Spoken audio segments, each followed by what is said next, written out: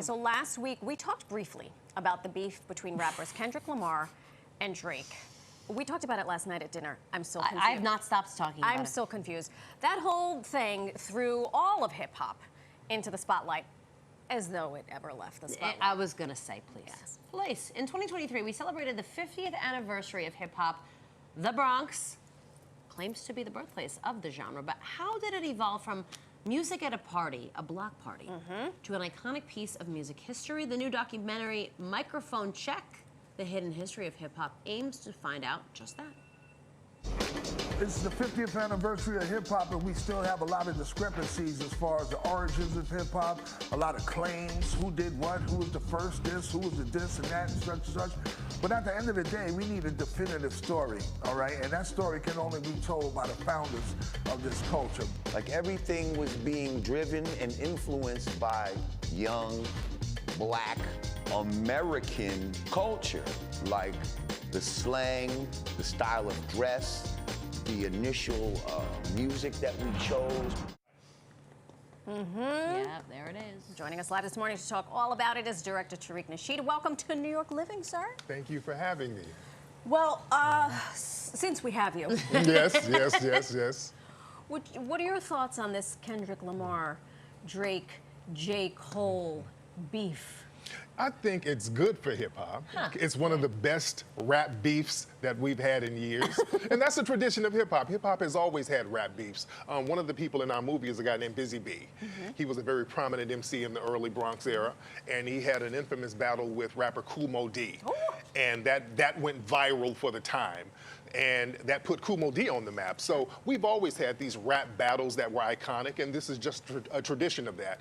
And I think it's healthy as long as it stays on wax. Well, as long as it stays on wax. Right. Exactly. Yes. But real There's quick, a line. are they your top three right now? My top 3 favorite rappers or what? Well, or battles? They're claiming that they are the top 3 hip-hop Greatest, artists right now. Oh, okay. Would you agree? Drake? I would say yes to a certain degree. I would throw Jay-Z in there as well. You know. Don't be Please. ridiculous. Right. But as far as the people that's on the air now, those are the hot guys, and they're having this big, massive battle. So, you know, this has the hip-hop community in an uproar. You know what? You're right, and I'm here for it because it's just more. What do they say? Any press is good press. Any press is good get press. your name on the map. Okay. Well, your documentary had its New York City premiere over the weekend. How Yes, are we thank you. doing? How are we feeling coming off of it? How has it been received? Oh, it was great. We had 2 sold-out showings here in New York City. There were sold-out showings in Atlanta, Detroit, Chicago. So it's been received very well. We're going to have another week-long run of the film because it was so successful. Wow. And a lot of people were very pleased that we went very deep with the history of hip-hop and why, where, and when all of this stuff happened. Because nobody really gets into the personalities and where they came from, what inspired them to start breakdancing, what inspired them to start taking 2 records and scratching them back and forth. Yeah. So yeah, we wanted to get into the sociology of it. So a lot of people appreciate that aspect. Now, I'm going to push back ever so slightly. I am born and bred in the Bronx, and I know full well hip-hop was born in the Bronx. Yes, it was. You're going even further back. Right. From Sedgwick. Right. To where?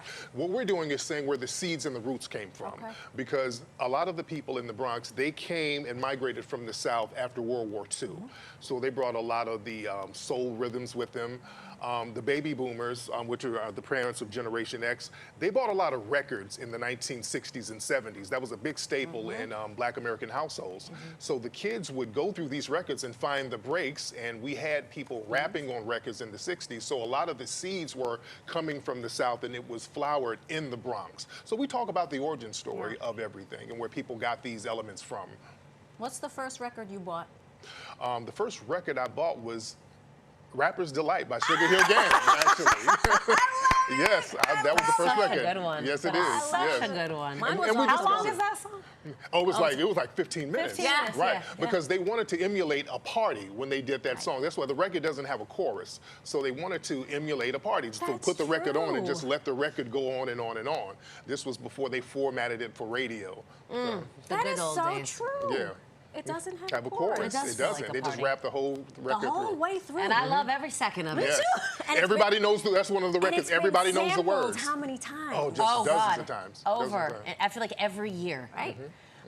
Let's talk about, you talk about the 5 elements of hip hop. Yes. So let's get into them. The first element is rapping, that's the MCing. Second element is DJing. The third element is b-boying, and that's the breakdancing. The fourth, B-boying? yes, yeah, break-boying. They would break dance over break beats. Legs, what legs does? Oh, Yeah. okay. Yeah. Yep. The fourth element, that is the graffiti.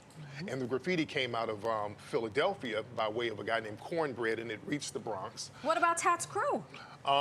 Yeah, there were some graffiti guys that came here after the Philly guys. Sure, okay. And graffiti got tapped into hip hop because a lot of the graffiti writers became guys who made flyers for hip hop parties. So they would make the handwritten that's flyers. right. Right? Oh my gosh. Yes. And the fifth element is the knowledge, and that was very important. There was a group on the rise at the same time as early hip hop called the 5% Nation, and they were doing security at some of the early hip hop parties, and some of them brought the knowledge element to hip hop. So Nas those are the talks a lot about the 5% influence. Yes, indeed. Rakim was the 5%, and Big Daddy Kane, a lot of these guys. Wow. So when did you, can you remember the first time, I know you had your first record, the first time you realized, oh, I'm listening to hip hop and this is much bigger than a record or a cassette? Probably with Run DMC. When I first heard Run DMC, I said, okay, this is a thing. With these guys, they're taking it to a different level. We've always had people do clever rhymes within foundational Black American society. There were people like Pigmeat Markham.